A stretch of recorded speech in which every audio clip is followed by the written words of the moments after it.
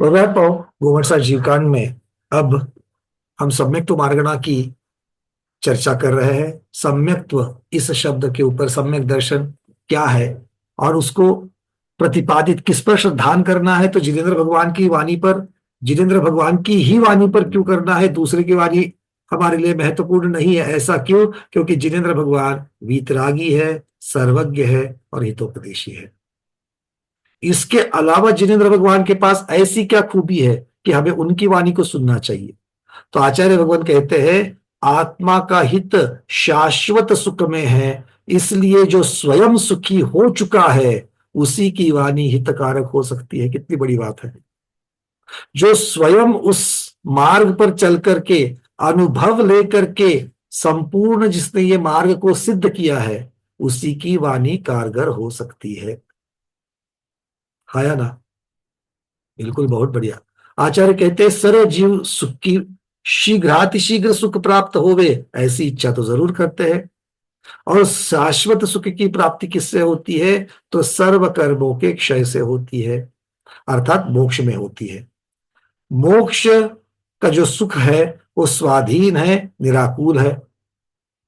जिस उपदेश में कर्मक्षय और कर्मक्षय के कारणों का कथन हो, तो कर्मक्षय मतलब मोक्ष को ही तो कर्मक्षय कहा गया है। और मोक्ष का कारण क्या है? मोक्ष तक पहुंचाने का रास्ता, अर्थात मोक्ष मार्ग। तो आचार्य कह रहे हैं, कर्मक्षय का कारण क्या है? मोक्ष मार्ग। तो मोक्ष और मोक्ष मार्ग का कथन जिस वाणी में हो वही उपदेश हितोपदेशी है। जितेंद्र भगवान ने मोक्ष अवस्था और मोक्ष मार्ग इन दोनों पर्यायों संबंधी उपदेश दिया है, अतः जिनेन्द्र हितोपदेशक है। पर्याय दो है। मोक्ष मार्ग पर चलने वाले आचार्य भगवान विराजमान है। मोक्ष मार्ग पर चल रहे कि नहीं चल रहे हैं? बिल्कुल चल रहे, तो उनकी वाणी हमारे लिए हितकारक है। तो ये एक पर्याय हो गई, मुनि महाराज की एक पर्याय हो गई। और दूसरी पर्याय जो पूर्णता की अपेक्षा से है, मतलब जो मोक्ष पद में विराजमान है, ऐसे सिद्ध परमेष्टि की पर्याय, वो भी हमारे लिए हितकारक है।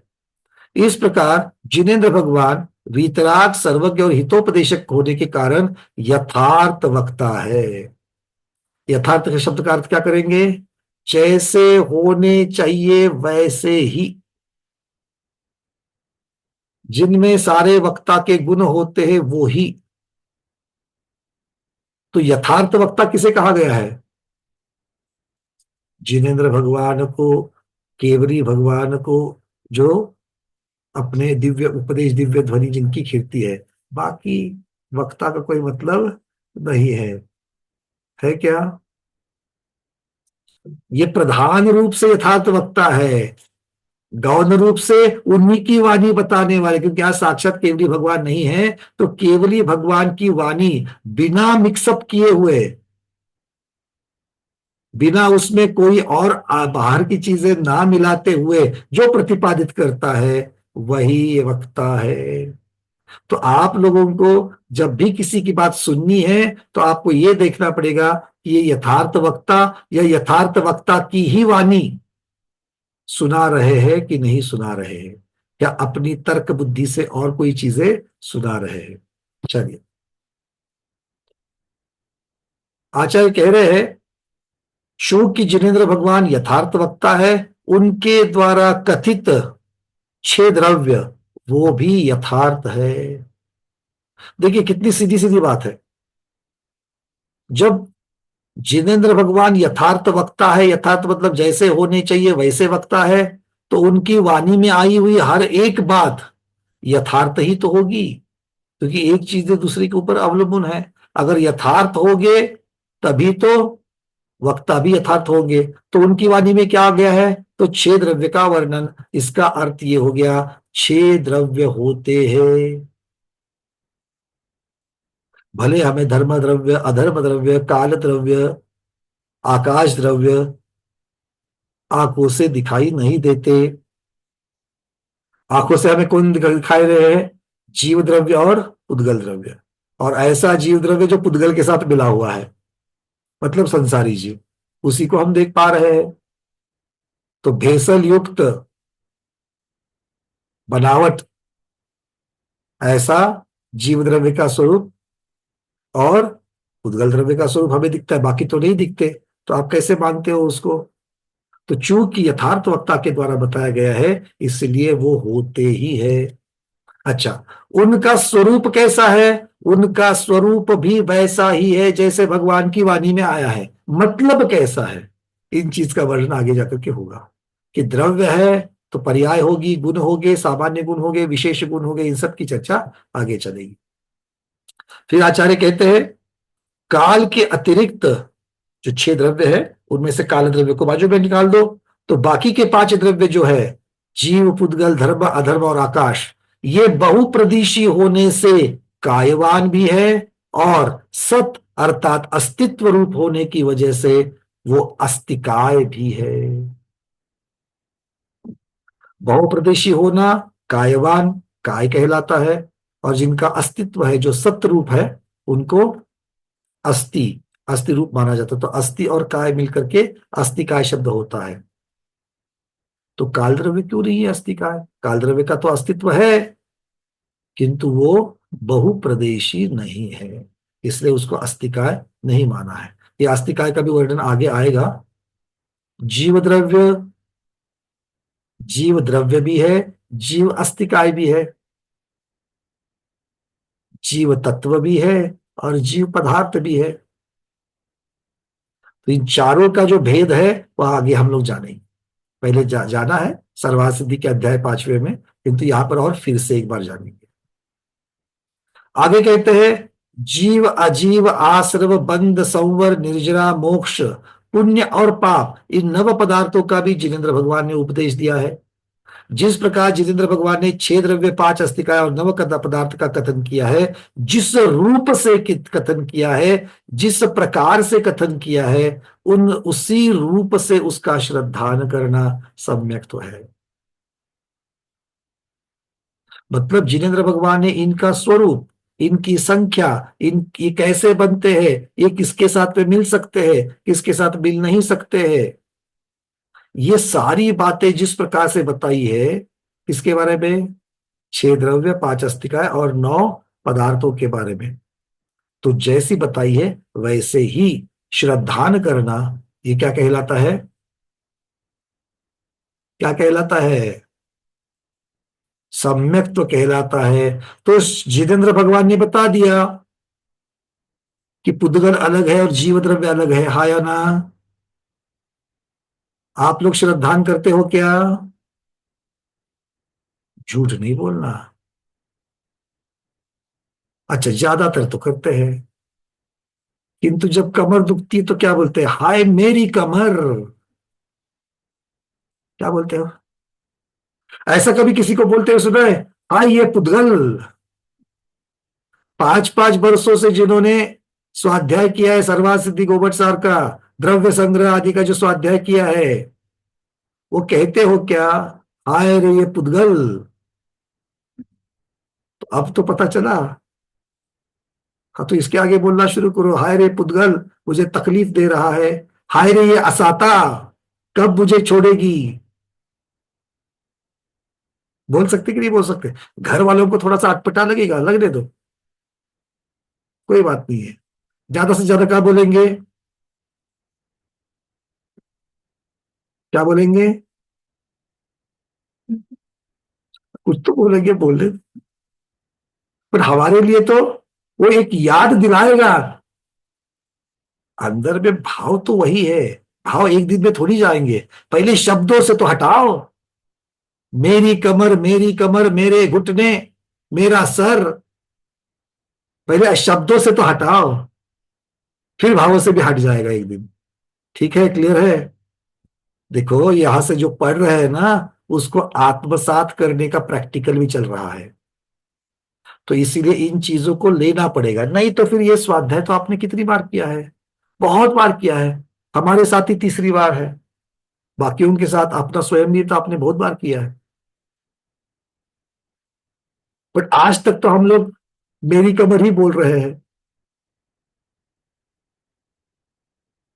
हाँ, इतना ही, मतलब जितना सिलेबस दिया जा रहा है उतना ही करना। नहीं तो कल अपनी पत्नी को, या फिर अपने पति को, या फिर अपने बेटे को हाँ ये पुद्गल का पिंड, हाँ ये संसारी जीव, ऐसा मत बोलना चालू करना सीधे सीधे। हे संसारी जीव यहाँ आओ, ऐसे मत बोलना। थोड़ा सा स्टेप बाय स्टेप जाएंगे, है ना। पहले अपने शरीर के बारे में, तो बाद में परिवार के बारे में सोचेंगे, पहले शरीर के बारे में। ठीक है गंगवार जी, क्लियर है ना। हाँ मतलब पहले शब्दों में तो हम लोग लाएंगे, चलो बढ़िया। आगे कहते हैं तत्वार्थ श्रद्धान सम्यक दर्शन है। आप्त आगम और पदार्थ ये तत्वार्थ है। तत्वार्थ किसे कह रहे हैं? आप्त आगम और पदार्थ ये तत्वार्थ है। अगर इस एक लाइन पर चलेगा ना तो 2 दिन चलेगा प्रवचन। आप्त भी, आगम भी पदार्थ है।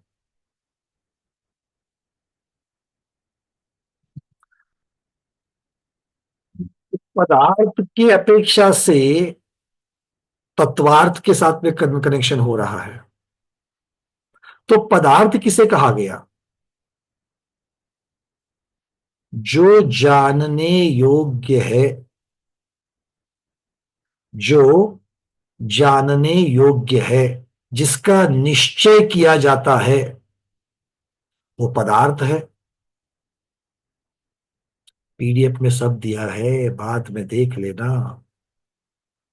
और आप लोगों ने नोट्स भी बहुत बार नोट्स बनाए हैं, अलग अलग शिविरों में जाकर के। अभी लिखने के जगह थोड़ा सुन करके चिंतन करना, क्योंकि जो लिखा हुआ है ना, वापस पढ़ने का भी समय नहीं है अभी हमारे पास, है क्या? कितना बचा है?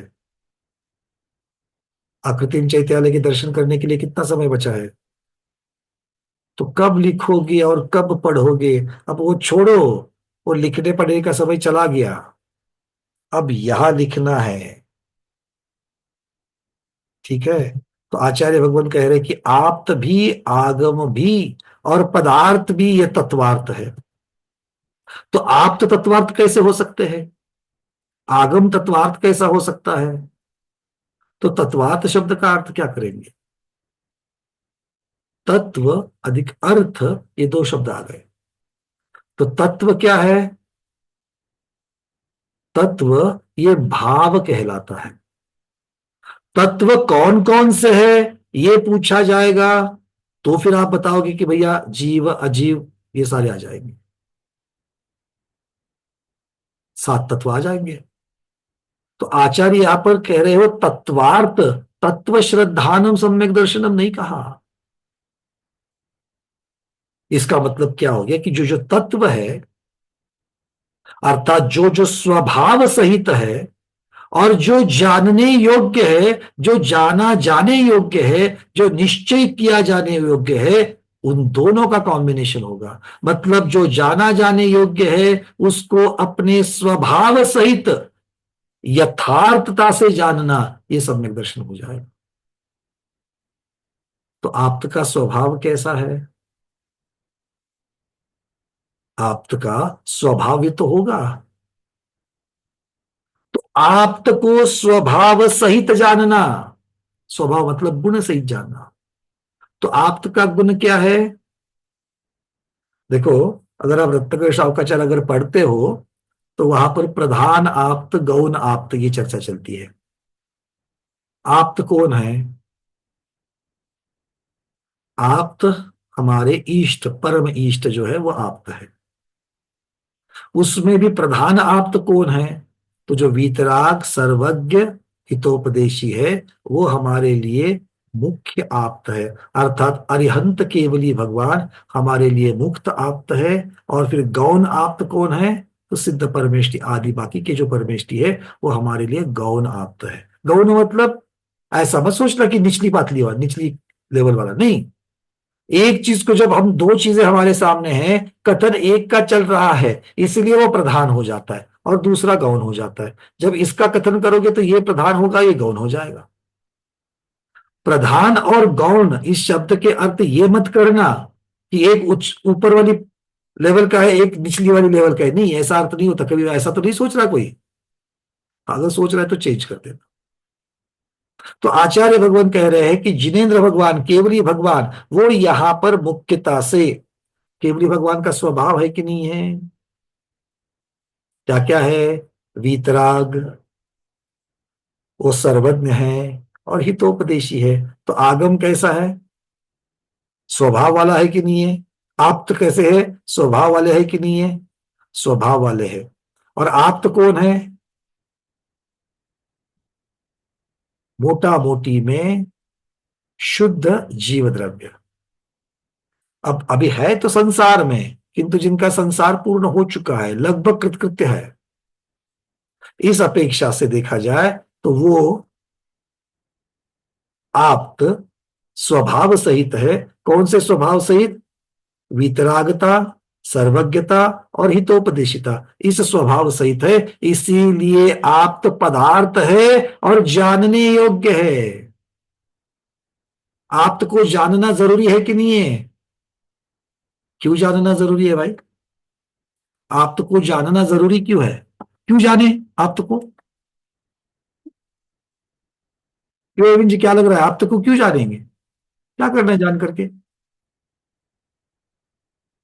अन्ना भैया जी, आत्म कल्याण के लिए या मोक्ष मार्ग? आत्म कल्याण के लिए। बट आत्म कल्याण के लिए आप्त को ही क्यों जानेंगे?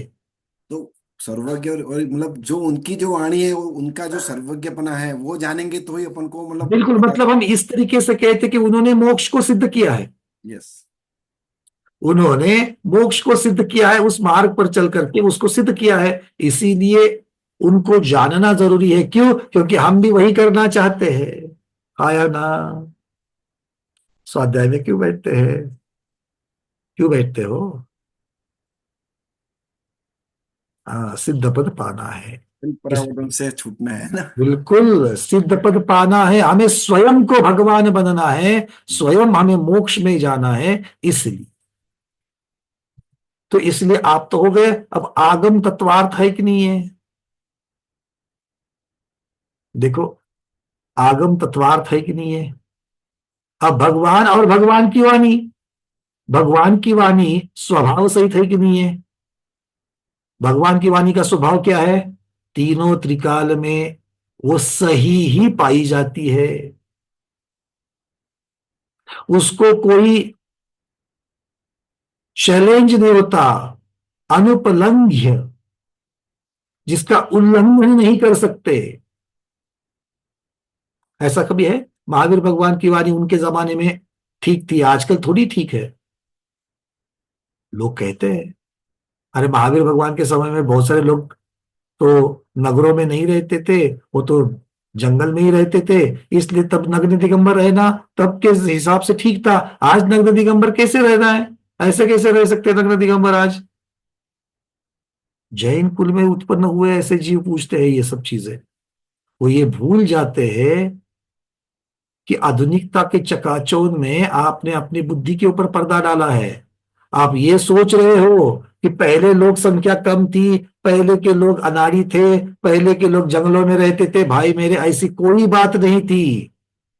जब रिद्धिधारी महामुनिराजों की तरफ दिखते हैं तो रिद्धिधारी महामुनिराज आज के साइंटिस्ट से कितने सारे ऊपर थे। आया ना? तब रिद्धि थी, बैठे बैठे हाथ लंबा करे तो सूर्य के विमान तक जा सकता था। आज है क्या? हाथ लंबा करके सूर्य के विमान को हाथ लगा करके दिखाओ, है क्या?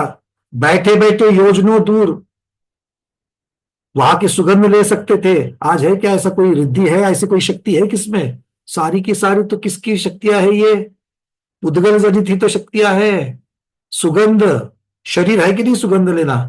क्या आत्मा शरीर का सुगंध, आत्मा सुगंध लेती है? बोलो तो।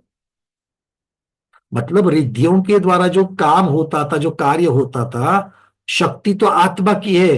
काम किसके द्वारा लिया जा रहा है? पुद्गल के द्वारा लिया जा रहा है। तो पुद्गल उस शक्तिशाली आत्मा के साथ रह करके इतना ताकतवर हो जाता था कि उस पुद्गल में भी शक्ति आती थी। रिद्धियों का काम आप सबको, बाकियों का तो छोड़ दो, विष्णु कुमार मुनि को तो मानते कि नहीं मानते हो? हाथ लंबा किया था कि नहीं किया था? कहाँ चला गया था? पहले तो विजयात की गुफा में जाता, विजयात की गुफा तक चला गया है। आज कोई है विजयात की गुफा तक हाथ बढ़ाने वाला? आत्म प्रदेश नहीं फैले थे, हाथ शरीर का भाग फैला था। तो पुद्गल ही तो फैला था कि नहीं फैला था? तो आज किसी पुद्गल में ताकत है इतनी करने की? बोलो। हाँ, तो सबसे पहले दिमाग से ये भ्रांति निकाल दो। हमको जिस भी किसी इतिहासकार, पुराणकार और पता नहीं बहुत सारे सो कॉल्ड साइंटिस्ट, इन्होंने जो हम तक आज तक जो गुलामगिरी के साथ साथ जो हमारे सर पर जो थोपा है ना, अरे इतना विवेक था। जो रथ का पहिए का शून्य इन चीजों का आविष्कार कर सकते थे, वो एक मिक्सर जैसी चीज को इजाद नहीं कर सकते थे। मिक्सर ग्राइंडर जो घर में चला रहे हो, वो नहीं बना सकते थे वो? बोलो। पर नहीं बनाया। क्यों? उसके दुष्परिणाम उनको मालूम थे कि अगर हमारी गृहिणियां जिस तरीके से पहले कार्य करती थी, आटा आदि बनाना, उससे उनका शरीर स्वस्थ रहता था। और अब ये सारी चीजें, ऐसी इजाद, ऐसा इनोवेशन, ऐसा शोध लगाने के पश्चात, ऐसे उपकरण लाने के पश्चात, वो हमारे लिए हानिकारक हो गए हैं, प्रमादकारक हो गए हैं, या हमारे लिए उपकारक हो गए हैं? बोलो। जितने भी हुए हैं, उन्होंने ऐसी चीजें बनाई नहीं, बना नहीं सकते थे। खैर, तो बहुत सारी चीजें हैं। तो आगम का स्वभाव कैसा है? तीनों त्रिकाल में उसका उल्लंघन नहीं होता, उसकी बातें सच ही होती है। आज लगा करके देखो, यूक्रेन का जो युद्ध चल रहा है, महावीर भगवान की अहिंसा, विश्व धर्मत्व, विश्व बंधुता, ये सारी इसके साथ लगा दो। अगर हम लोग फॉलो करेंगे तो युद्ध होंगे क्या? आज ट्रंप महाराज ने जो टैरिफ का युद्ध शुरू कर दिया है, नया तरीका है, पता नहीं कितने लोगों ने शेयर मार्केट में अपने पैसे गंवाए, और पता नहीं क्या क्या क्या क्या हो रहा है। लोग रो रहे हैं। दुख का कारण जो बन रहा है, अगर ट्रंप को अगर अपरिग्रह का अगर महत्व पता होता, महावीर भगवान ने जो अपरिग्रह तो बताया है उसका मालूम होता, तो वो ऐसी चीजें करता क्या? तो आज भी 2025, मतलब 2500 वर्ष के बाद में जो प्रॉब्लम्स आ रही है, उसके लिए भी सॉल्यूशन वही है, तीर्थंकर भगवंतों की वाणी। हाँ या ना? पर्यावरण का जो आज प्रॉब्लम हो रहा है, उसके लिए भी सॉल्यूशन क्या है? हमारी दीपा दीदी ने बहुत सुंदर उसके ऊपर क्या लिखा था, वक्तव्य लिखा था, आलेख लिखा था। अहिंसा से ही पर्यावरण शुद्धि होती है। तो ये जो भगवंतों की वाणियां तब भी सिद्ध थी, आज भी सिद्ध है, और कल भी सिद्ध होगी। ये उसका गुण है। आचार्य भगवान कहते हैं इसीलिए वो जानने योग्य है, क्योंकि वही वाणी मेरा आत्म कल्याण कर सकती है, मुझे मोक्ष पद दिला सकती है, मुझे मोक्ष मार्ग दिखा देती है। इसीलिए उसको जानना जरूरी है, जानने योग्य है, और उसका यथार्थ स्वरूप जानना योग्य है। इसीलिए आगम भी तत्वार्थ है। क्योंकि तत्वार्थ श्रद्धानम सम्यक दर्शनम। अगर आपके ऊपर आपकी श्रद्धा नहीं है, आगम के ऊपर अगर आपकी श्रद्धा नहीं है, तो आप सम्यक दृष्टि हो क्या?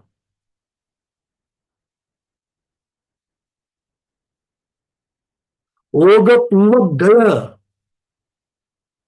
हर रोज शुद्ध भक्ति में शब्द लगाते हैं। प्रथमान योग का नाम उसमें आ जाता है।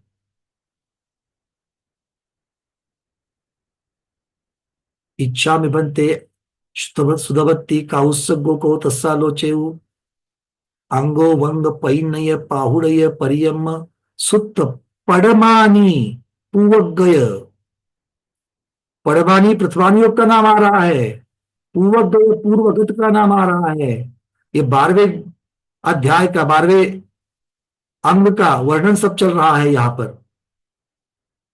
तो भगवान की वाणी द्वादशांग में ही है, 12वें अंग में ही प्रथमान योग है। तो प्रथमान योग को हम दूर कैसे कर सकते हैं? कर सकते हैं। वो तभी होता है जब अपनी बुद्धि हम पर हावी हो जाती है। ये है ना थोड़ी सी छोटी सी, अच्छा यहां होती है कि बुद्धि, बुद्धि कहाँ होती है? कहाँ होती है बुद्धि?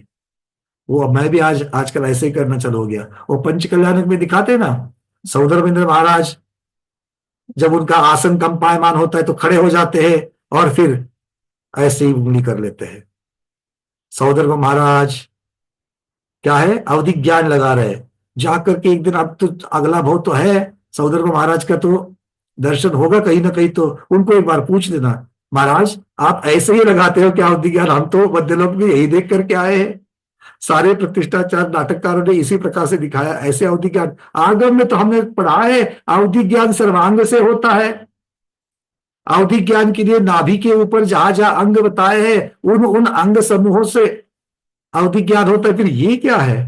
वैसे पंकज भैया भी करते थे बोलना ऐसे, वो बुद्धि यहाँ की बुद्धि, ऐसा है क्या? ऐसा बुद्धि यहाँ थोड़ी होती है कि नहीं है? तो बात को समझ लेना। आगम भी जानने योग्य है, उसका यथार्थ स्वरूप जानने योग्य है। तो प्रथमान योग से लेकर के द्रव्यान योग सब कुछ जानने योग्य है। और इसीलिए स्वाध्याय की शुरुआत प्रथमान योग से ही होनी चाहिए। भक्ति मार्ग से ही श्रद्धान का मार्ग खुल जाता है।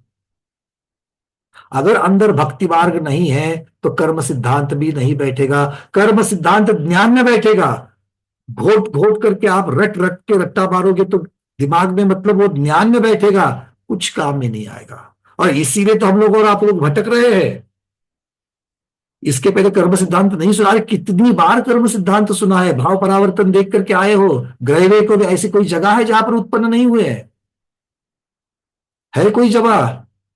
तो मनुष्य के सभी भाव आप लोगों ने धारण किए कि नहीं किए? अरे बोलो तो सही। चलो आपने नहीं, मैंने तो धारण किए कि नहीं किए? किए है। भव परावर्तन किया है, साथ साथ में काल परावर्तन किया है। तो इनमें क्या हम लोग कभी द्रव्यलिंगी मुनिराज नहीं बने हैं? अगर द्रव्यलिंगी मुनिराज नहीं बनते तो 31 सागर वाले आयु लेकर के देव भव परावर्तन कैसे पूरा करते? मतलब हम लोग बने थे, हाथ में पिच्ची कमंडल ली थी, वो पढ़ा भी था, कर्म सिद्धांत भी पढ़ा था, समय सार भी पढ़ा था, द्रव्य संग्रह भी पढ़ा था। क्यों प्रभु जी, पढ़ा था कि नहीं पढ़ा था? हाँ तो बोलते कम से कम। हमें किसी को याद नहीं, बट आज्ञा समय तो जो जो अभी परावर्तन पढ़ करके आ रहे हैं इसकी अपेक्षा से तो पढ़ा है। फिर पढ़ा है तो आज भूल क्यों गए? और पढ़ा था तो फिर आज तक भटक क्यों रहे हैं? इसका अर्थ है कि पढ़ना मात्र हमें मोक्ष मार्ग नहीं दिखाएगा, उसका आचरण ही जब तक नहीं होता तब तक मोक्ष नहीं मिलेगा। इसीलिए आचरण की ये चर्चा चल रही है। आचार्य भगवान कहते हैं कि आप आग पदार्थ ये सब तत्वार्थ है। इनके विषय में जो श्रद्धान अर्थात अनुरक्ति सम्यक दर्शन, बड़ा सुंदर शब्द लगा दिया, हमें बड़ा अच्छा लगता है ये। उसमें रुचि निर्माण होगा, उसमें अनुरक्त होना। अरे अनुरक्त होना शब्द आपने कथा कादंबरियों ने और प्रथमान युग में सुना होगा। वो राजा उस युवती के ऊपर अनुरक्त हुआ, शब्द सुने कि नहीं सुने? मतलब इतना उसके प्रति अनुराग उत्पन्न हो गया कि अब इसके बिना मैं जी नहीं सकता। ऐसा अनुराग किसके प्रति करना है? वो युवती के प्रति नहीं कह रहा हूं मैं, ऐसा अनुराग आप और आगम के प्रति करना है। जो तत्वार्थ है उनके प्रति करना है। जब आप्त की बात सामने आ जाए, आगम की बात सामने आ जाए, मुझे और कुछ भी नहीं सूझना चाहिए, सब बाद में, सब कुछ बाद में। इतनी रुचि निर्माण होनी चाहिए। जब तक रुचि निर्माण नहीं होती है तब तक श्रद्धान नहीं होता, श्रद्धान नहीं तब तो सम्यक दर्शन नहीं, सम्यक दर्शन नहीं तो मोक्ष मार्ग की शुरुआत भी नहीं। और ये रुचि बिना भक्ति के नहीं आ सकती। भक्ति का अर्थ ये नहीं कि दो दो चार चार घंटे मंदिर जी में बैठ करके पूजन करो, इसे भक्ति नहीं कहते। अरे कहीं भी बैठे हो, फिर गाड़ी में हो, घर में हो, सभा में हो, मंदिर जी में हो, दोस्तों के साथ पिकनिक बना रहे हो, कोई निमित्त मिल गया, आंखों के सामने बात आ गई, भगवान की प्रतिभा सामने आ गई, कोई गुरु की चर्चा सामने आ गई और आंख झरझर बह रही है। क्यों? क्योंकि उतनी भक्ति उस पर है।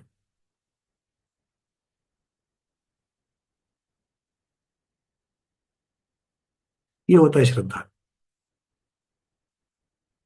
क्लियर है? तो बिना भक्ति के श्रद्धा नहीं होता। इसीलिए जो स्तोत्र आदि है, कर्म सिद्धांत समय सार इनका जो स्वाध्याय करते वो अच्छा है, किंतु लास्ट में भक्तामर कब पढ़ा था? लास्ट में भगवान की स्तुति कब करी थी? इसको याद करो। और स्तुति का अर्थ ये नहीं है इधर रोटी बेल रहे और मुंह से स्तुति चल रही है, क्योंकि हमारा हर रोज का स्तुति बोलने का नियम है। प्रभु पतित पावन मैं अपावन, चरण आयो शरण जी। कुकर की सीटी बज रही है, फिर सीटी को दबा रहे हैं नीचे। अब प्रभु पतित पावन मैं अपावन कहने के लिए प्रभु की पतितता और हमारी अपावनता दिखनी चाहिए कि नहीं दिखनी चाहिए? तो खुद को अपावन मानने के लिए सिर्फ बोल रहे हैं, खुद को अपवित्र मान रहे कि नहीं मान रहे हैं?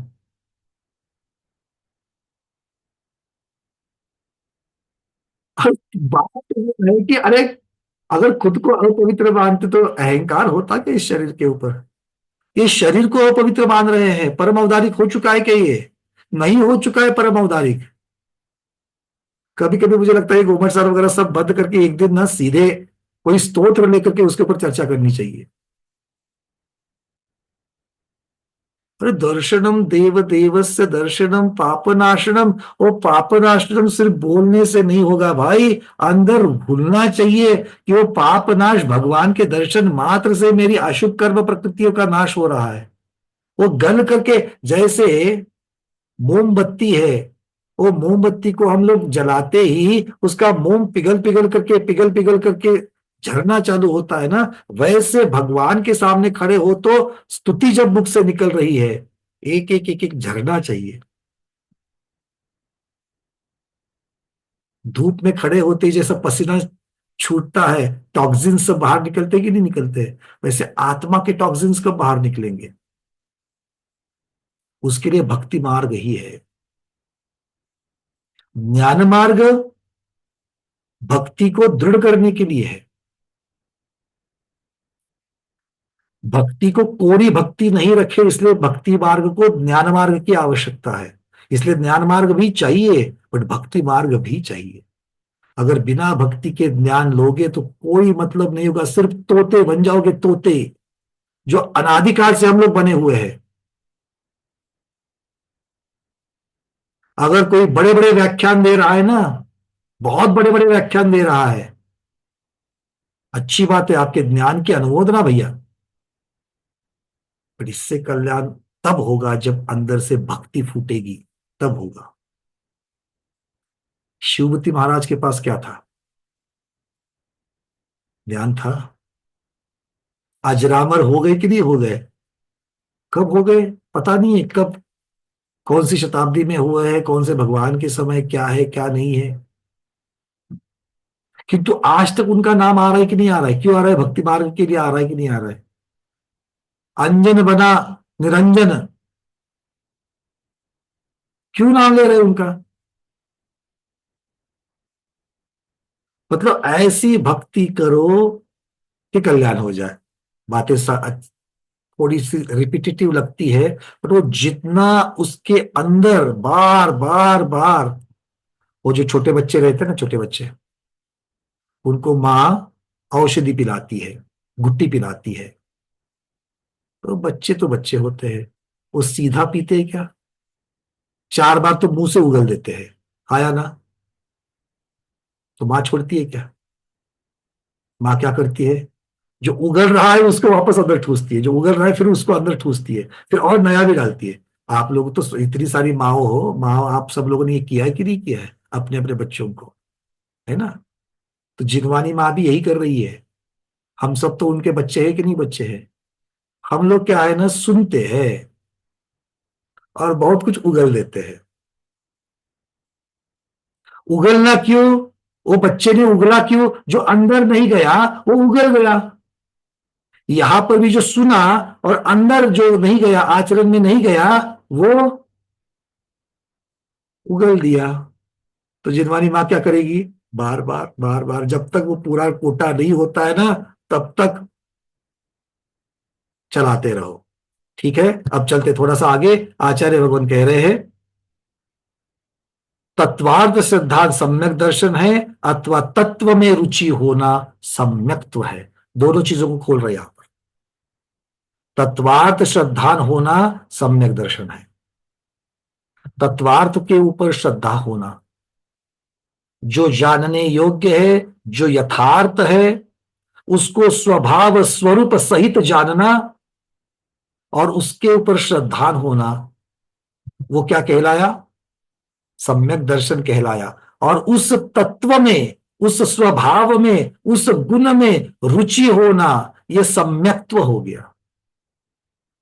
ये मेरा सम्यक्त्व है। सम्यक दर्शन को धारण करना, सम्यक दर्शन में रुचि होना, ये मेरा सम्यक्त्व है।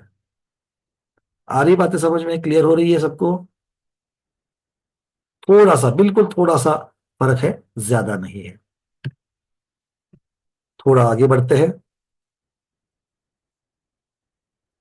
अब सम्यक दर्शन के मोटा मोटी में दो भेद कर रहे हैं, सराग सम्यक दर्शन और वीतराग सम्यक दर्शन।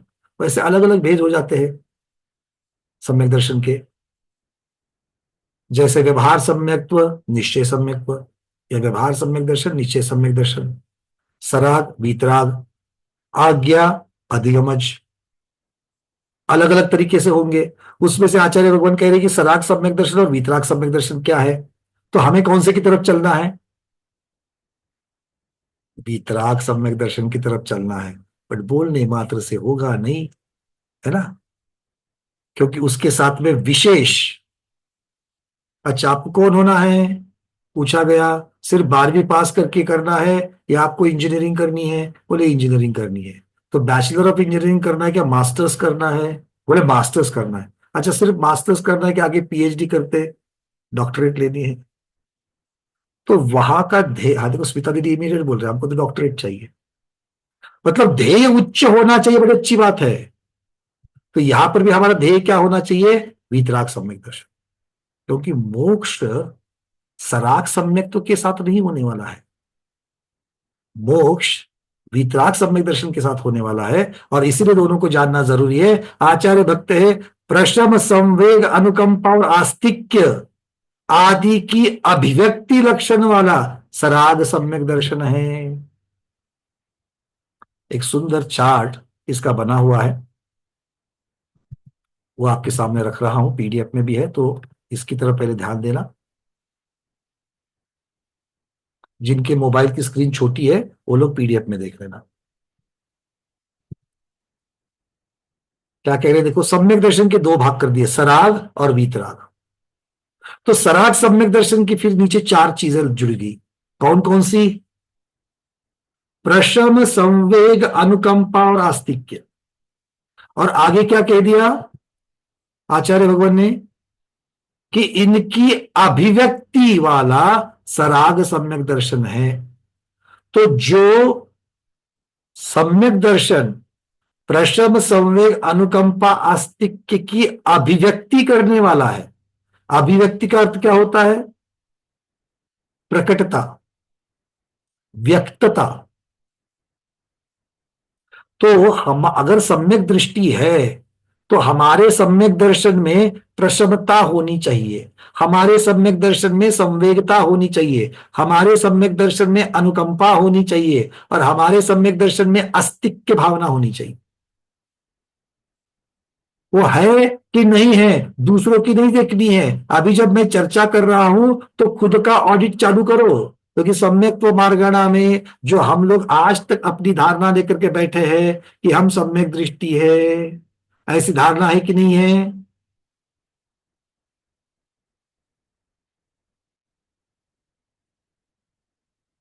है कि नहीं है? अरे है, सम्यक दृष्टि हो कि नहीं हो, है।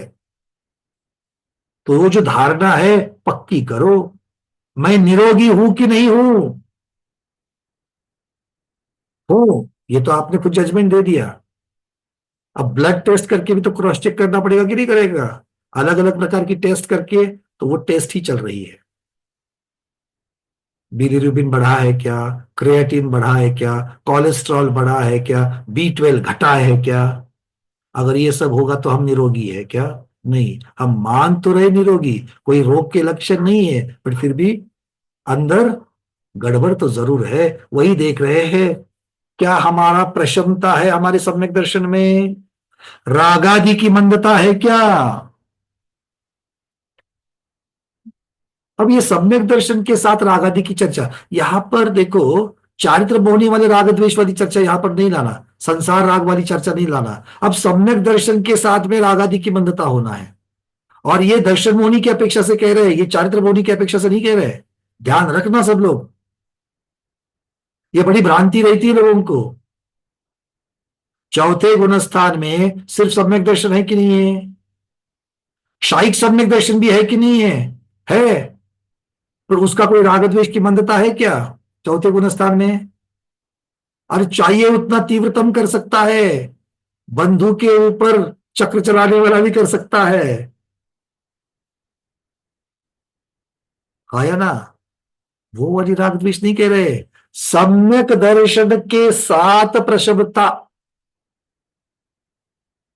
मतलब हम सम्यक दर्शन में जिसके ऊपर जिसकी रुचि रख रहे हैं, जिसके ऊपर श्रद्धान कर रहे हैं, उसके प्रति राग आदि की मंदता है क्या? रुचि होना एक बात है, किंतु उसके प्रति राग भाव होना।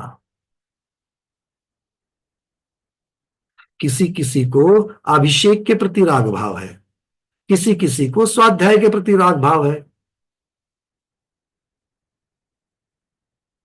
तो ये यथा योग्य है क्या?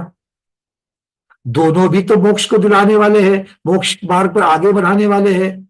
आया ना? बट कोई 5-5 घंटा मंदिर जी में बैठ करके अभिषेक पूजन करता है, स्वाध्याय वो बोलता है मेरे को स्वाध्याय नहीं होता। और कोई दूसरा सुबह से शाम तक जब देखो किताबें ही पन्ने पलटते रहता है। एक स्वाध्याय से निकले तो दूसरे जूम में घुस जाता है, दूसरे से तीसरे में। तो ये ठीक है। और मंदिर जी में जाता भी नहीं, ना अभिषेक करता ना पूजन करता है। वो क्रिया है, उसमें क्या पड़ा हुआ है? ये तो ज्ञान महत्वपूर्ण है, मैं उसको लेने के लिए बैठा। बात ये है श्रद्धान में राग, रागाती की बंधता है क्या? अरे बोलो, क्या हम लोग ऐसा तो नहीं कर रहे कहीं? जो 6 कर्म 6 कर्म बताए गए हैं, सबके प्रति हमें यथार्थ रुचि है कि नहीं है? स्वाध्याय करने से तप होगा, निर्जरा होगी, इस अपेक्षा से स्वाध्याय में रुचि। देव पूजा करने से मैं अशुभता से बचूंगा और शुभता में रहूंगा, इसलिए देव पूजा। गुरुपास्ती क्यों कर रहा हूं? गुरुओं का आचरण देख करके मुझे उसमें जाने की रुचि निर्माण हो रही है, मतलब मोक्ष मार्ग की प्रेरणा मिल रही है, इसलिए गुरुपास्ती।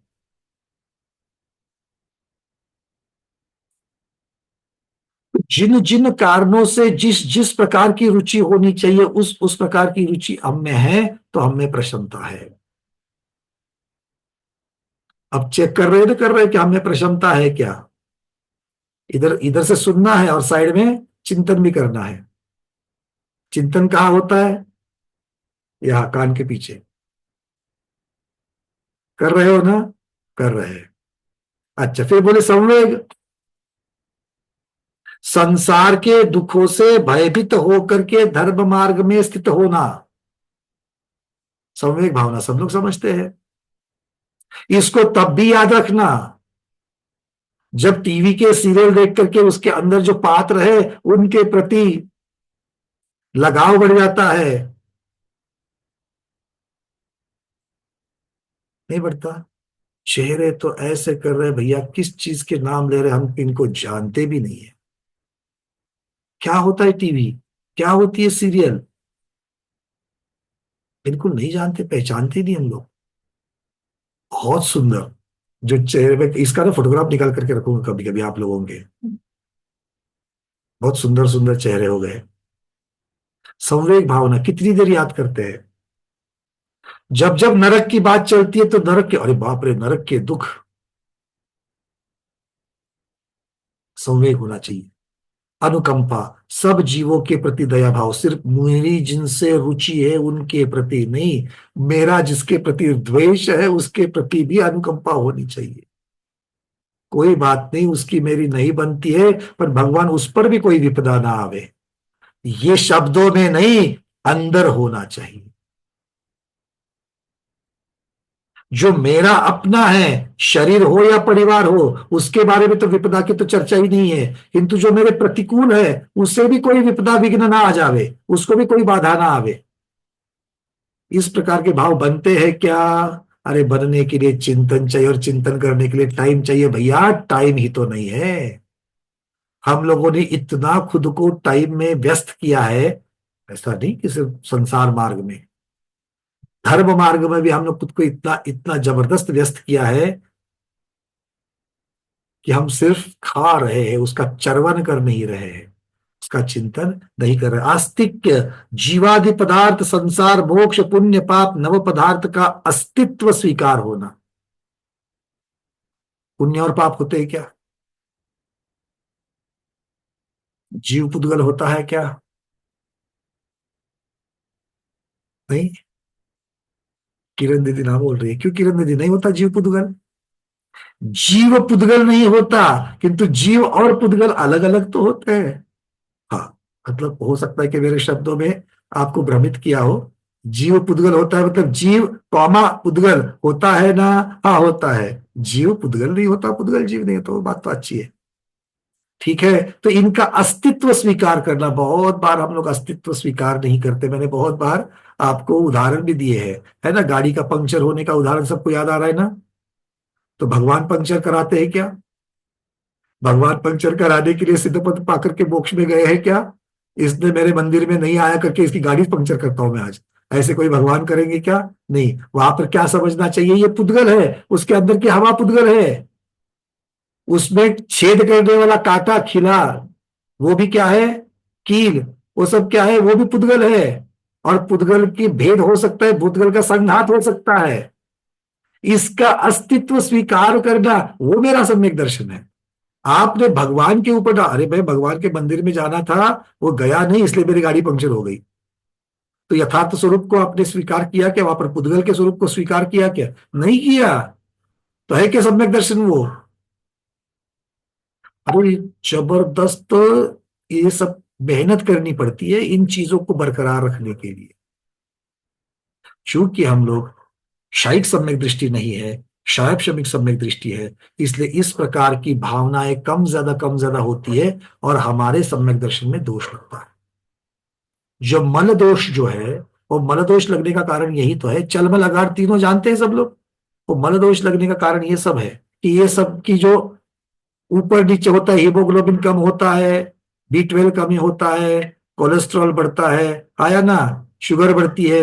वैसे ही है ये, प्रशम, संवेग, अनुकंपा, अस्तित्व कम हो जाते हैं अपनी लेवल से। ऊपर से तो लक्षण दिखते नहीं है, क्योंकि हम अपनी मस्ती में गुम हैं कि हम सम्यक दृष्टि है, और हम जब तक रहेंगे तब तक सम्यक दृष्टि रहेंगे।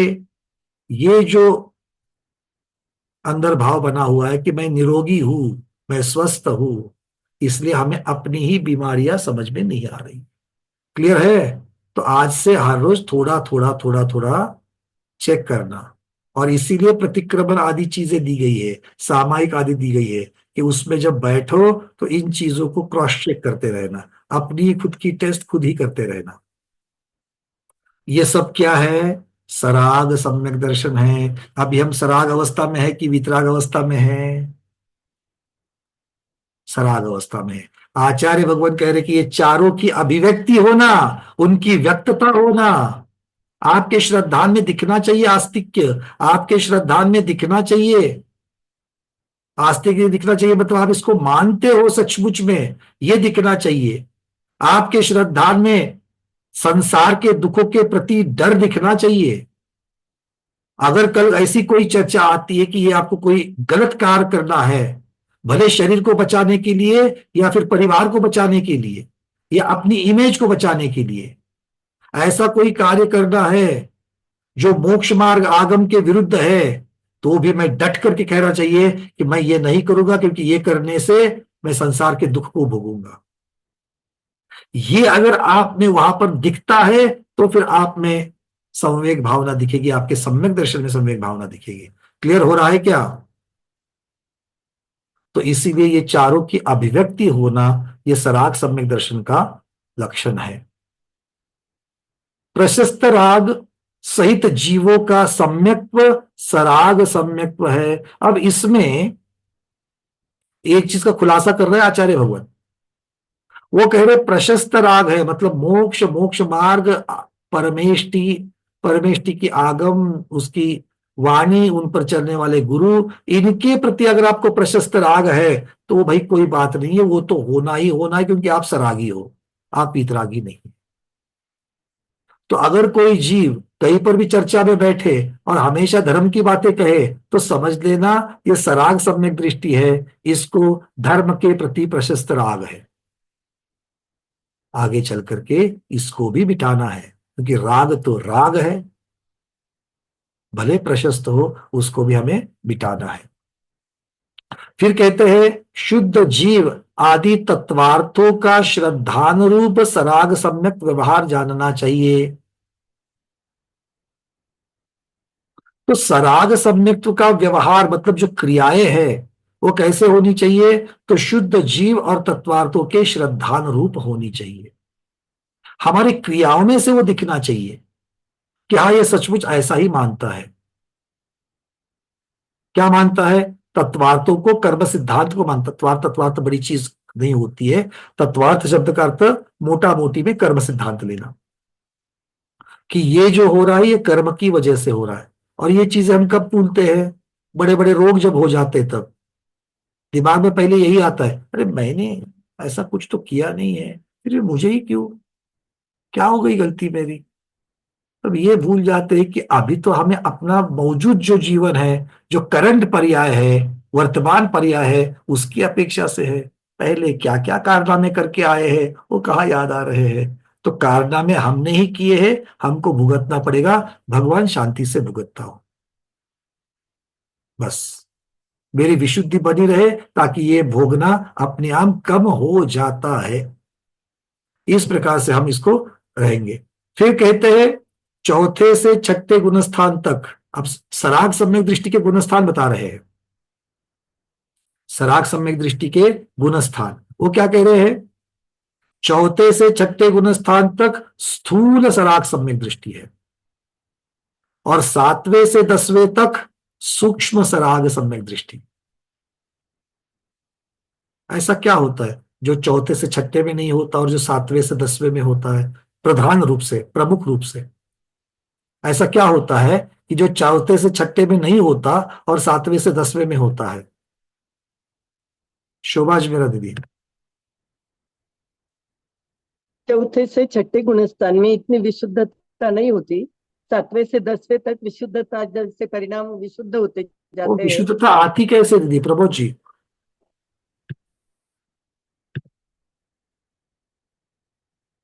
प्रबोध जी एक मिनट अनम्यूट कीजिए। ये प्रमाद की बात हुई बेसिकली तो। बहुत बढ़िया।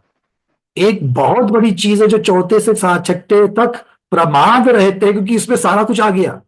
चौथे से छठे में प्रमाद, प्रमाद मुख्यता से होते हैं, सातवें के ऊपर प्रमाद नहीं है। और प्रमाद जो है वो प्रमाद वहां पर हमें पीछे खींच रहा है। क्यों? क्योंकि प्रमाद में कौन कौन है? प्रमाद में कौन कौन है? प्रभु जी, प्रमाद में कौन कौन होता है?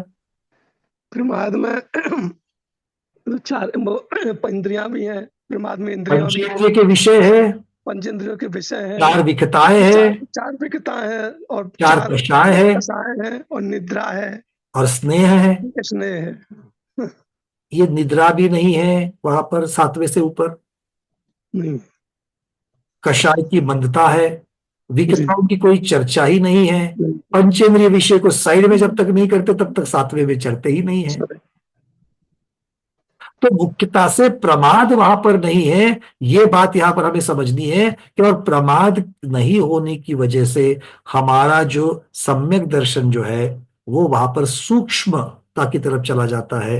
और सूक्ष्म का मतलब है कि उसके अविभाग प्रतिच्छेद जो है और भी ताकतवर ताकतवर हो जाते हैं। तो ये कह रहे हैं कि सातवें से दसवें गुण स्थान तक सूक्ष्म सराग सम्यक दृष्टि है। क्यों? ऐसा क्यों? पहले नीचे स्थूलता बताई, ऊपर सूक्ष्मता बताई। आचार्य कह रहे हैं क्योंकि उनकी पहचान काय आदि के व्यापार पर से होती है। चौथे से छठे तक गमनागमन है, भोजन है, निद्रा है, निहार है, विहार है, ये सब सातवें में है क्या? सातवें के ऊपर है क्या? नहीं है। तो इससे ही पता चलता है कि जो जीव सरागता से वीतरागता की तरफ जो जा रहा है, वो जीव चौथे से छठे से ज्यादा सातवें से दसवें की अवस्था में वीतरागता की तरफ ज्यादा जा रहा है, और इसीलिए उसको सूक्ष्म कहा। है तो सरागता, इसमें दो राय नहीं है तो सरागता, किंतु सूक्ष्मता और स्थूलता की अपेक्षा से दो भाग कर दिए। फिर कहते हैं औपशमिक और क्षायपशमिक सम्यक दर्शन सराग है। इस वाक्य को बड़ी अच्छे तरीके से समझ लेना, नहीं तो ऐसा कंफ्यूजन होगा ना कि सीधे मिथ्यात्व में पहुंचोगे। क्या कह रहे हैं? औपशमिक और क्षायपशमिक सम्यक दर्शन सराग है। कोई बोलेगा भैया 11वें गुणस्थान में तो औपशमिक सम्यक तो है और वहां पर तो कोई सरागता नहीं है। समझ में आ रही है बातें? तो आप यहां पर तो औपशमिक को उपशम को भी आप सरागता कह रहे हो, और जब तुलनात्मक वीतराग सम्यक की चर्चा चलेगी तो वहां कह रहे हैं अमित गति श्रावकाचार में क्षायिक सम्यक दर्शन वीतराग सम्यक दर्शन है। अमित गति आचार्य भगवान क्या कह रहे हैं? क्षायिक सम्यक दर्शन वीतराग सम्यक दर्शन है। तो क्षायिक सम्यक दर्शन चौथे गुणस्थान में होता है कि नहीं होता है? किसको हुआ है? श्रेणिक राजा का उदाहरण है। तो क्या वो वीतराग सम्यक दृष्टि था? अमित गति आचार्य कह रहे गलत है क्या? हाँ, इसीलिए इसको समझने के लिए कुछ और भी समझना जरूरी है जो वीतराग सम्यक दर्शन में कहा गया है। जब आप क्षायिक को वीतराग कह रहे हो, उस अपेक्षा से औपशमिक और क्षायपशमिक ये सराग है, और इसीलिए सबसे पहले क्षायिक सम्यक दर्शन को वीतराग क्यों कहा है यह समझना जरूरी है, तब तक इस वाक्य का अर्थ नहीं लगेगा। तो क्षायिक सम्यक दर्शन को वीतराग कैसे कहा? वीतराग सम्यक दर्शन क्या है? आचार्य भगवान कह रहे हैं आत्म विशुद्धि मात्र वीतराग सम्यक दर्शन है। जो आत्मा की विशुद्धि है, जो मलिनता हट गई, वो मलिनता हटने से जो शुद्ध श्रद्धान उत्पन्न हो गया, वो शुद्ध श्रद्धान ही वीतराग सम्यक तो है। अब बोलो, क्षायिक सम्यक दृष्टि पे कोई मल रहता है क्या दर्शन मोनी की अपेक्षा? रहता है क्या? नहीं रहता। और क्षायपशमिक में मल है कि नहीं है? है। औपशमिक वाले के पास मल है कि नहीं है? मल उदय में नहीं है किंतु अंदर है, कभी भी आ सकता है। इस अपेक्षा से उसको वीतराग नहीं कहा गया है। ठीक है? तो क्षायिक को वीतराग कहने की अपेक्षा क्या है? आचार्य भगवान कह रहे हैं आत्म विशुद्धि मात्र वीतराग सम्यक दर्शन है। और फिर प्रशस्त और अप्रशस्त दोनों प्रकार के राग से रहित होना। पहले सराग सम्यक दर्शन में प्रशस्तता थी, किंतु वीतराग में प्रशस्तता और अप्रशस्तता दोनों भी प्रकार के राग से रहित होना है। और ऐसे राग रहित जीव कहां पाए जाते हैं? क्षीण मोह वीतरागी, अर्थात 12वें गुणस्थानवर्ती जो वीतरागी है, वो वीतरागी के पास ही सम्यक्त्व, उनका सम्यक्त्व वीतराग सम्यक्त्व कहलाता है। अर्थात 12वें गुणस्थान के ऊपर आपको वीतराग सम्यक्त्व मिल जाएगा। 11वें में नहीं कहा, 12वें में कहा। ये कौन कह रहा है? भगवती आराधनाकार कह रहे हैं। पीडीएफ में हमने सबके संदर्भ रखे हुए हैं। फिर द्रव्य संग्रह की टीका में आचार्य भगवान क्या कह रहे हैं? वीतराग सम्यक्त्व वो होता है जो वीतराग चारित्र के बिना नहीं होता। क्या कह रहे हैं? वीतराग सम्यक्त्व वो है जो वीतराग चारित्र के बिना नहीं होता। तो वीतराग चारित्र चौथे गुणस्थान में है क्या? तो इन सभी बातों को साथ में रख करके फिर क्षायिक सम्यक दर्शन को कहना, क्योंकि क्षायिक सम्यक दर्शन चौथे में भी है, 12वें में भी है। तो 12वें का क्षायिक सम्यक दर्शन जो है वो वीतराग सम्यक दर्शन है, ये समझना चाहिए। क्यों? क्योंकि वो वीतराग चारित्र के साथ में है। इसलिए आचार्य कहते हैं यह अर्थापत्ति से बात जान ली जाती है कि वीतराग सम्यक दृष्टि 11वें से 14वें गुणस्थान तक होते हैं, प्रधान रूप से 12वें गुणस्थान के ऊपर, गौण रूप से कथनचित किसी अपेक्षा से 11वें गुणस्थानवर्ती को भी वीतराग सम्यक दृष्टि माना जा सकता है। ठीक है, वो अवस्था की अपेक्षा से, चारित्र की अपेक्षा से, चूंकि 11वें में भी वीतराग चारित्र है, इसलिए उनके औपशमिक सम्यक तो होते हुए भी वहां पर उनको वीतराग सम्यक दर्शन कहा गया है, किंतु अकेले औपशमिकता को वहां पर वीतरागता नहीं कहा गया है, वीतराग सम्यक दर्शन नहीं कहा गया है। ठीक है, क्लियर है? नहीं, सूक्ष्मता वाली बातें हैं, थोड़ी सी सिद्धांत को समझने की बातें हैं। वीतरागता चारित्र में भी होती है, वीतरागता सम्यक दर्शन में भी होती है। वीतरागता सम्यक दर्शन में कब कहलाएगी? जब वीतरागता के साथ जब सम्यक दर्शन अर्थात राग द्वेष रहित सम्यक दर्शन होवे, पूर्ण समता के साथ में सम्यक दर्शन होवे, तो ऐसा सम्यक दर्शन कहां हो सकता है? 11वें, 12वें, 13वें, 14वें में होगा। आया ना? हाँ, अब 12वें में की तो कोई बात ही नहीं है, क्योंकि 12वें में क्या है? ऐसा सम्यक दर्शन है कि उसकी मलिनता को वह अनंत काल तक प्राप्त नहीं होगा। होगा क्या? नहीं होगा।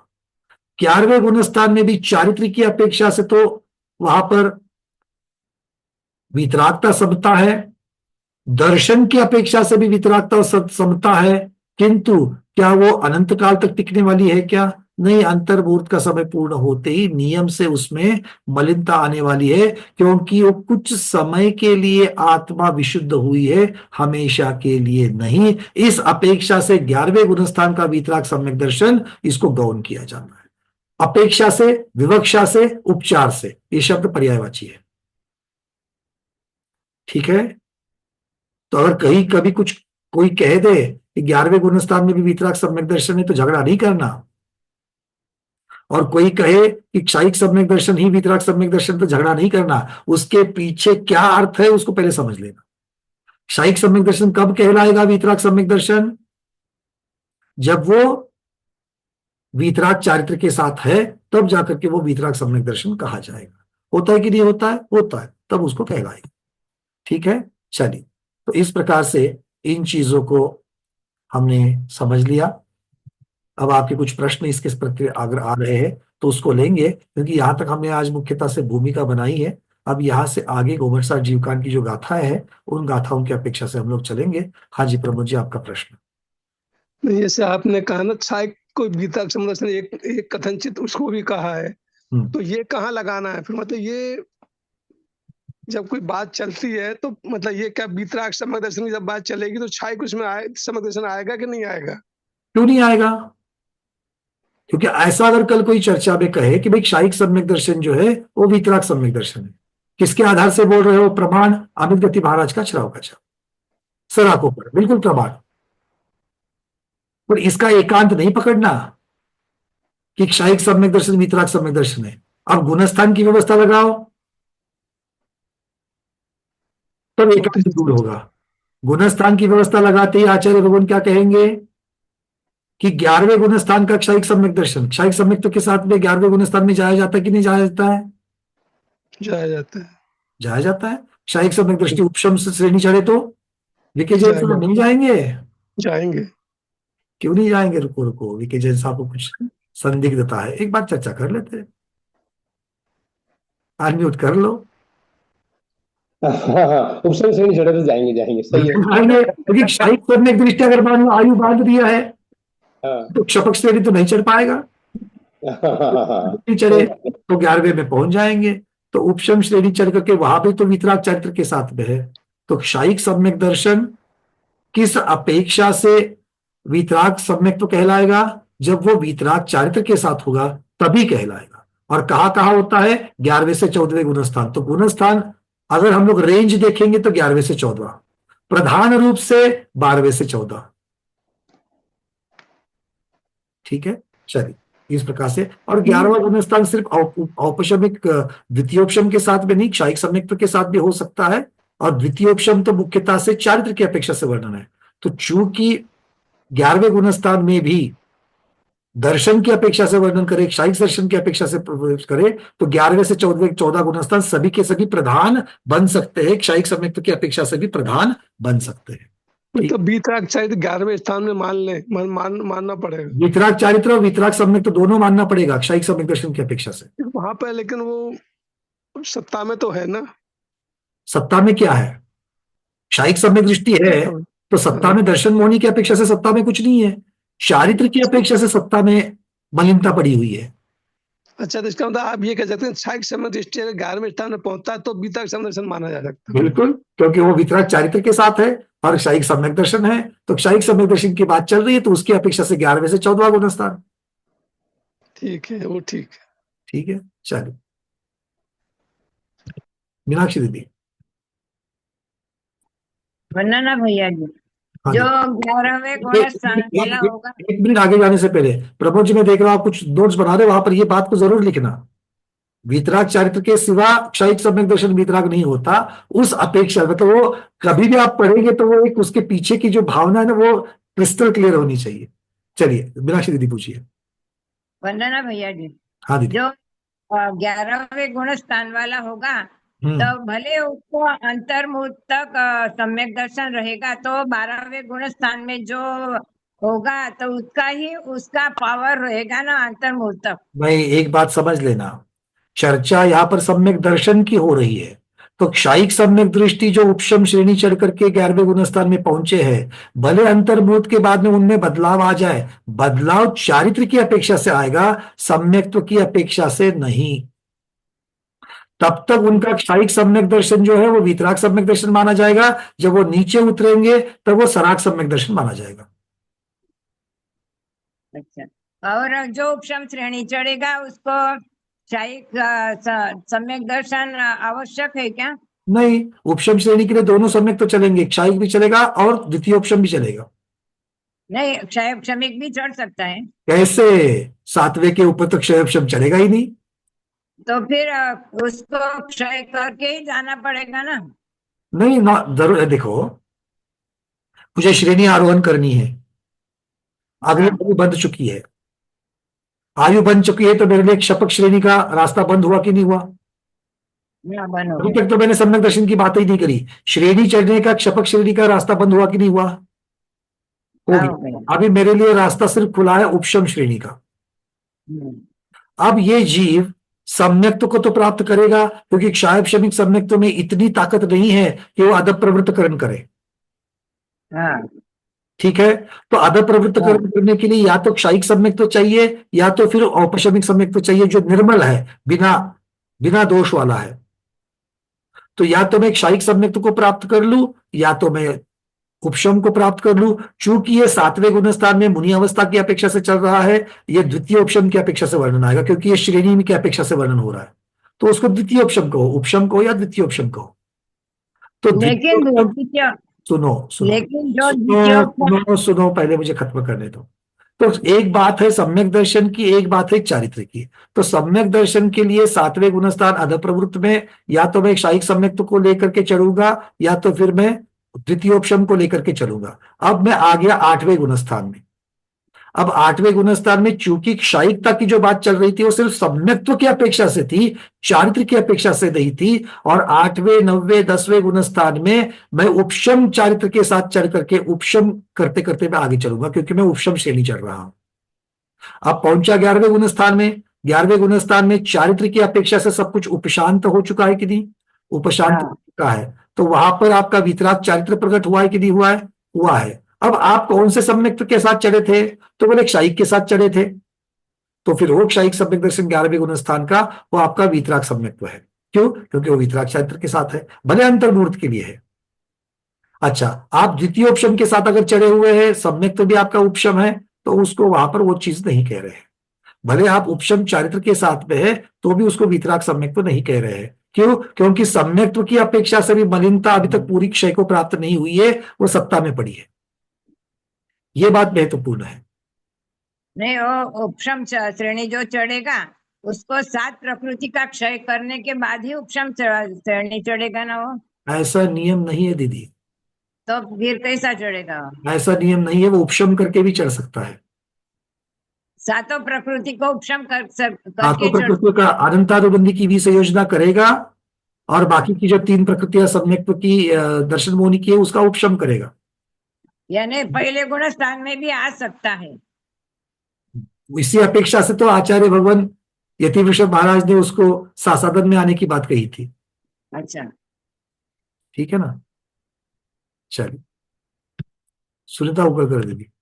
बात महत्वपूर्ण है कि सम्यक दर्शन, क्षायिक सम्यक दर्शन के साथ 11वां गुण स्थान और उपशम सम्यक दर्शन के साथ 11वां गुण स्थान। उपशम सम्यक दर्शन के साथ 11वां गुण स्थान है तो उसको वीतराग नहीं मान रहे हैं। क्यों? क्योंकि मलिनता अभी तक पूरी समूल नाश नहीं हुई है। ये प्रधान कथन चल रहा है। अगर किसी आचार्यों ने अगर किसी अपेक्षा से कहा है तो और अलग बात होगी। ये प्रधान कथन मैं आपको कह रहा हूं। सुनीता दीदी। वंदना भैया जी, मेरा प्रश्न है कि हम सर्वर सिद्धि में भी पढ़ा था कि सम्यक दर्शन, ज्ञान और चारित्र तीनों एक साथ, इनकी पूर्णता को हम सम्यक दर्शन कहेंगे।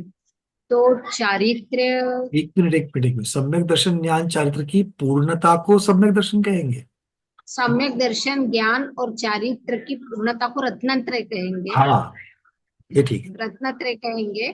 तो ये सम्यक दर्शन के साथ ज्ञान और दर्शन, ये तो समझ में आता है, पर चारित्र प्रकट हो सकता है चौथे गुणस्थान वर्ती को, या चारित्र के गुणस्थान 5वें और ऊपर, तो 5वें से ऊपर में है। रत्नत्रय की शुरुआत हो जाएगी। 5वें से हाँ। रत्नत्रय की शुरुआत हो जाएगी। और पूर्णता अगर देखेंगे तो क्षायिक सम्यक्त्व की पूर्णता जो है वो मुख्यतः से 4थे से 7वें में मानी गई है। क्योंकि अगर किसी को क्षायिक सम्यक दृष्टि बनना है तो वो 4थे से 7वें में ही बन सकता है। ऊपर के गुणस्थान में नए सिरे से क्षायिक सम्यक दृष्टि नहीं बन सकता। बनने की अपेक्षा कह रहा हूं। अच्छा, ज्ञान 4थे से शुरू होता है, 13वें में संपूर्ण होता है, 12वें के अंत में उसकी पूर्तता हो जाती है। और चारित्र की भी अगर देखेंगे तो चारित्र रागद्वेष की अपेक्षा से कहा गया है, तो उसकी पूर्तता अगर देखेंगे तो एक कथन ऐसा मिलता है कि 10वें गुणस्थान के अंत में मौनी कर्म की अपेक्षा से और घाती कर्मों की अपेक्षा से 12वें गुणस्थान के अंत में, मतलब 13वां गुणस्थान भी माना है। तो ये विवक्षाओं का फर्क है, अलग अलग विवक्षाओं से इसको कथन किया जा सकता है। और एक प्रश्न है भैया जी, शायद सबको होगा ये, कि चौथे गुणस्थान में जो आत्मानुभूति होती है, सम्यक दर्शन होता है, तो क्या उसकी तुलना केवल इससे की जा सकती है? बहुत लोग करते हैं, उसमें बहुत विवाद होते हैं, आप क्या कहेंगे? इसके ऊपर मैं कुछ कहने की जरूरत तो नहीं। इसके ऊपर हमारे पूरे गुरु आपके पढ़ने में स्वाध्याय से जो कुछ पढ़ने की चर्चा भी आएगी, इसी सम्यक्त्व मार्गणा में ही आएगी। चूंकि ये सम्यक्त्व का प्रकरण चल रहा है और सम्यक्त्वाचरण वगैरह वगैरह वगैरह जो बहुत सारी चीजें हैं उसके ऊपर भी हम प्रकाश डालेंगे। क्योंकि इसके लिए हमारी बड़ी गुरु माँ ने इतना अच्छा कार्य करके रखा है और एक अच्छी उसका एक संतुलन करके रखा है, जिससे बिल्कुल सिद्ध होता है कि चौथे गुणस्थान में वो वाली बात नहीं होगी। शुद्धता की बात जो है चौथे में शुभता अशुभता ही चलेगी, शुद्धता नहीं चलेगी। शुद्धता वाली बात 7वें के ऊपर ही चलेगी, 7वें से प्रारंभ हो जाएगी। ये बात वहां पर सिद्ध हो जाती है। वो कैसे, क्या क्रम में आ जाएगी। ठीक है, चर्चा जरूर करेंगे उसको। रेखा दीदी।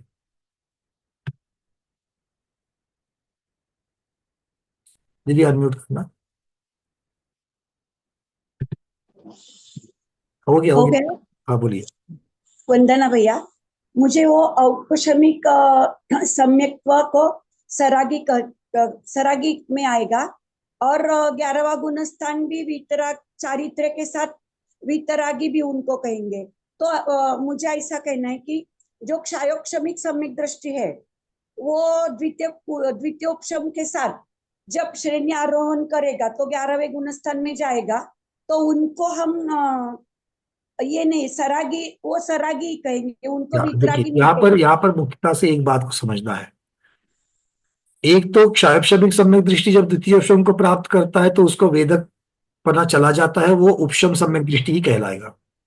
उपशम सम्यक दृष्टि उपशम सम्यक और उपशम चारित्र के साथ में 11वें गुणस्थान में पहुंचा है। हाँ। तो उसके सम्यक दर्शन की मलिनता अभी तक पूरी नहीं गई है, हाँ इस अपेक्षा से उसको सजगता में रखा है। हाँ इसको समझ लेना। ठीक है। और जब क्षायिक सम्यक दृष्टि वहीं पर पहुंचता है, भले उपशम चारित्र के साथ पहुंचता है, तो भी 11वें उसका गुणस्थान सम्यक में। दर्शन की मलिनता पूर्ण हो चुकी है और वो वितराग चारित्र के साथ है। इस अपेक्षा से उसका वहां पर वितराग सम्यक दर्शन कहा गया है। हाँ नहीं तो सीधे सीधे वितराग सम्यक दृष्टि आपको 12वें गुणस्थान में ही मिलेगा। हाँ, अभी समझ में आ गया। क्लियर? चलिए, हाँ क्लियर हो गया। स्मिता दीदी।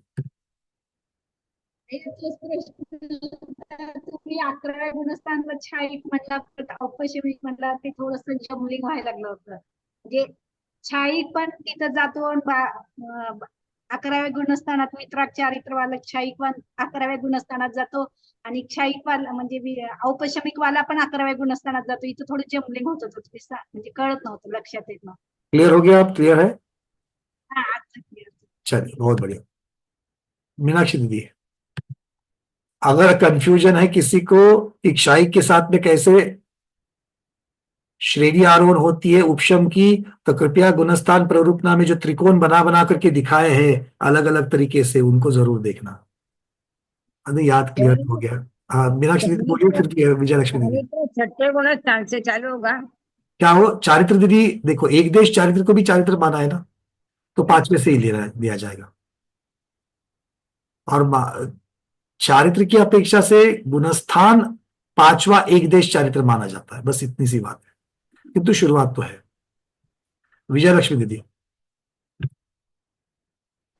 अगर शायिक सम्यक दृष्टि द्वितीय उपशम करे तो 11वें गुणस्थान में उसको वीतराग सम्यक समझना, करेक्ट? बिल्कुल क्या ठीक, नहीं?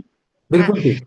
हाँ, और अगर जो शायक श्रमिक सम्यक दृष्टि द्वितीय उपशम करे तो उसको 11वें गुणस्थान में सरागी समझने का। एक बात ऐसा बताओ मुझे, शायब शमिक सम्यक दृष्टि द्वितीयोपशम करे तो क्षणिक शमिक रहेगा क्या?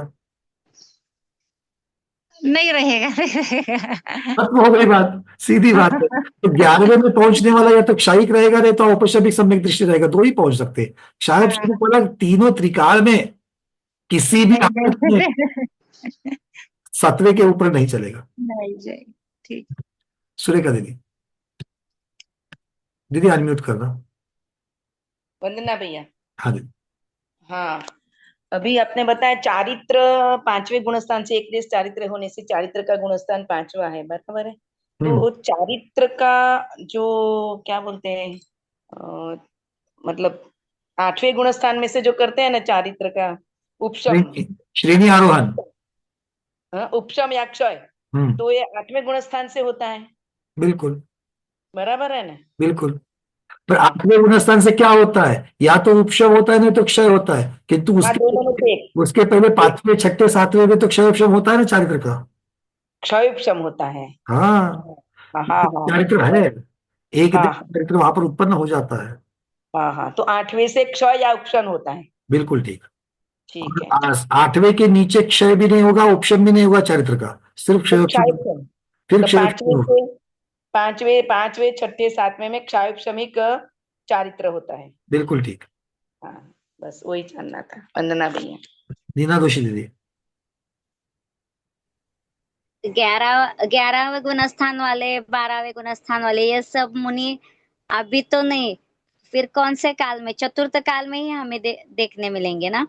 अगर आप भरत ऐरावत की चर्चा करो तो फिर वही जिसमें जिस काल में धर्म की उत्पत्ति है, तीर्थंकर होते हैं, उसी में आपको दिखेंगे, किंतु विदेह क्षेत्र में तो हमेशा दिखेंगे। हाँ, तो अभी जो मुनि है वो 6ठे 7वें गुणस्थान वाले, क्षणिक सम्यक दृष्टि सब, तो वो कैसे दिखते होंगे? दिखने के लिए तो फर्क कैसे बदलेगा? गुण के अपेक्षा से ही। हाँ, गुण की अपेक्षा से। सम्यक दर्शन और ये जो गुण है ये अमूर्तिक गुण है, तो इसीलिए वो तो है ही, लेकिन ऐसे कोई उनके लक्षण वगैरह की दिव्य भव्य ऐसे कुछ होता होगा या नहीं? कुछ नहीं। देखो, दिव्य भव्यता की शरीर की अपेक्षा से वर्णन करो तो जो चारित्र होता है, चारित्र का तेज होता है। हाँ हाँ चारित्र का तेज होता है, तो वो तो तपस्या से तपस्वी से भी आ जाता है। तो क्षायक शब्द सम्यक दृष्टि आज के जो मुनिराज है, स्नान स्नान गुण के साथ है, हाँ। उनका भी तो तेज देखने जैसा बनता है। आप देखिए तेज आचार्य भगवान प्रसन्न सागर महाराज के चेहरे पर, हाँ देखिए तेज हमारे गुरुदेव ध्यान सागर जी महाराज के चेहरे पर, पूजन हाँ देखिए कितने सारे आचार्यों के चेहरे के ऊपर आप देख सकते हो। तो ये सारा उनके तप का परिणाम रहता है, वीर्य विशेष बढ़ जाता है, ये मुख्यतः से उसका कारण है। हाँ हाँ ठीक। चलिए सुरेखा दीदी अंतिम प्रश्न बोलिए, अनम्यूट है आपका पहले से। फिर एक दूसरा प्रश्न मैं जो समझती हूँ, दर्शन मोहनीय की क्षपणा जो बोलते हैं वो भी आठवें गुण स्थान से होती है? नहीं, दर्शन मोहनी की क्षपना हमेशा चौथे से सातवें में। चौथे से सातवें में? क्षपना मतलब क्षय। क्षय, हाँ। चौथे से सातवें में। चौथे से सातवें में। हाँ। या तो पहले में भी हो, मतलब चौथे गुण स्थान में जो आता है वो तो पहले से करके भी आ सकता है ना? हाँ, अगर आप मान लो कि श्रेणी आरोहण कर रहे हो तो कोई जीव चौथे में भी कर सकता है, पांचवें में भी कर सकता है, छठे में भी कर सकता है। अगर पहले से क्षायिक बने हुए हैं तो सातवें में आदप प्रवृत्तकरण करने की जो प्रक्रिया है, स्वस्थान से सातिशय प्रमत्त में जाने के लिए, सातिशय अप्रमत्त में जाने की जो प्रक्रिया है उसमें थोड़ा सा बदलाव होता है। अगर मान लो अब तक क्षायिक सम्यक दृष्टि नहीं बने हैं और क्षपक श्रेणी आरोहण करनी है, उपशम श्रेणी आरोहण करनी है क्षायिक के साथ में बन करके, तो फिर वहां पर प्रक्रिया बदल जाती है। अच्छा, गुणस्थान प्रवृत्तना में ये सब कुछ दिया गया है, एक बार वो चेक कर लेना। हाँ हाँ ठीक है, चल। गुणस्थान प्रवृत्तना में हमने दो अलग अलग त्रिकोण बनाए हैं, त्रिकोण मतलब दो चार्ट बनाए हैं। एक क्षायिक सम्यक दृष्टि अगर हम लोग श्रेणी आरोहण करें तो, दूसरा उपशम सम्यक दृष्टि आरोहण करें तो, इसकी अपेक्षा से। और क्षायिक में दो भेद किए हैं। क्षायिक सम्यक दृष्टि अगर क्षपक श्रेणी आरोहण करे तो कैसे चलता है, और क्षायिक सम्यक दृष्टि उपशम श्रेणी आरोहण करे तो कैसा करता है, ये सब चार्ट बने हुए हैं। ठीक है। अर्चना दीदी और एक प्रश्न आपका अंतिम बोलिए। वंदना भैया जी। भैया जी वो जैसे जब मिथ्यात्व तीन उसमें टूटता है, सम्यक मिथ्यात्व सम्यक मिथ्या तीन प्रकृति में, तो इसमें ये इस वाले में कौन सा सम्यक रहता है? ये तो क्षायक शब्द की अपेक्षा से देखो, तीन टुकड़े जब होते हैं तो सम्यक तो प्रकृति होती है, और सम्यक तो प्रकृति उदय में तब रहती है जब क्षायक शब्द सम्यक तो होता है। तो ये जो चर्चा आप जो कर रही हो, ये प्रथमोपशम जो अनादि मिथ्या दृष्टि है, या फिर सादी मिथ्या दृष्टि जो 25 प्रकृति वाला है, बहुत भ्रमण करके आ गया है। तो ऐसा जीव जो 25 प्रकृति वाला है, मतलब क्या हो गया कि उसके पास में दर्शन मोहनी की एक ही प्रकृति है। 26 मतलब कैसे होगा, आप देखिए उसमें 16 और 9 25 प्रकृतियां हो जाएगी चारित्र मोहनी की, और दर्शन मोहनी की एक ही प्रकृति मतलब 26 प्रकृति वाला होगा। तो 26 प्रकृति वाला जो जीव है वो जब प्रथमोपशम करता है, क्योंकि उसके पास करने के लिए उसका और कोई चारा नहीं, उसके पास प्रथमोपशम होता है। तो प्रथमोपशम करने वाला जीव जो है वो जैसे ही प्रथमोपशम करता है, वहां पर प्रथमोपशम होने के पश्चात उसको तीन टुकड़े होते हैं। ठीक है, ये एक कथन है। दूसरा कथन है कि जो अंतिम समय है मिथ्यात्व का, अब ऐसा जीव जो प्रथमोपशम के सम्मुख है और अभी भी प्रथम गुणस्थान का अंतिम समय, अगले समय में तो चौथे गुणस्थान में प्रथमोपशम में चढ़ेंगे, तो पहले गुणस्थान का जो अंतिम समय है वहीं पर तीन टुकड़े होते हैं, ऐसा भी एक कथन मिल जाता है। तो दोनों कथन हमें आगम में मिलते हैं। ठीक है, अच्छा, तो फिर भैया जी मुझे उसमें ये है कि फिर ये तीन टुकड़े में एक का नाम सम्यक तो क्यों रखा है? हाँ, ये चर्चा हो चुकी है दीदी। गुणस्थान प्रवृत्ति को निकालना, वो सम्यक तो प्रकृति है, वो हमारे सम्यक्त्व को मिथ्यात्व में लेकर के नहीं जाती है, इसलिए उसका सम्यक्त्व नाम रखा गया है।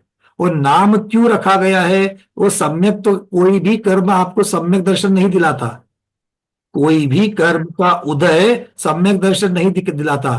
कर्म का क्षय उपशम या क्षयोपशम ही आपको सम्यक दर्शन दिलाता है। इसलिए किसी कर्म प्रकृति का नाम सम्यक्त्व रखने से वो सम्यक्त्व को प्रदान करने वाला नहीं होता है। ठीक है, चलिए। फिर आप कहोगे सासादन वाला है, उसके साथ भी सम्यक्त्व शब्द लगा दिया।